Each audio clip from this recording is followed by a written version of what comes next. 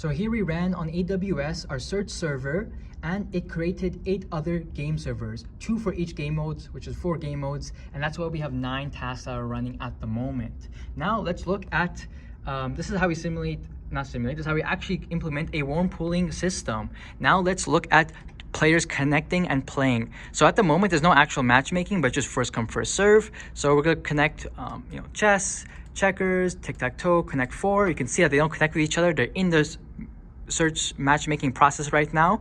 And when we connect the proper game mode for each of them, you can see how boom, boom, boom, boom, they all connect at once. And there's no issues because I minimize any kind of race conditions when it comes to those, those array list of these players being held and paired up. So in these specific games, you can program whatever you want, these servers, and you see you want to play tic-tac-toe. We can see it's playing tic-tac-toe. Let's just maybe play it a little bit more closer so you guys can see more clearly. I'm gonna run tic-tac-toe here, and I'm gonna run a tic-tac-toe on my device here. Boom, we got paired up.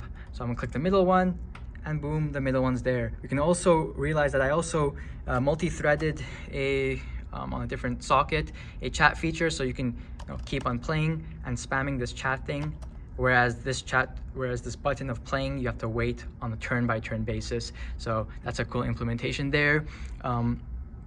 One thing we will also realize is that we go back to our system over here, and we have now 16 tasks running. Actually, what happened is usually you would expect it to refill just normally, right? You just refill. It normally should be like 14. But what happened is because we ran 2 tic-tac-toes too frequently, we depleted the pool to be 0, and it detected that it was at 0, and thus we created 4 total game servers of tic-tac-toe, to just in case a bunch of players are joining. And that was a smart feature. And we also have a tick rate that checks if nothing's happening. It'll reduce it down, the warm pooling, back to 2.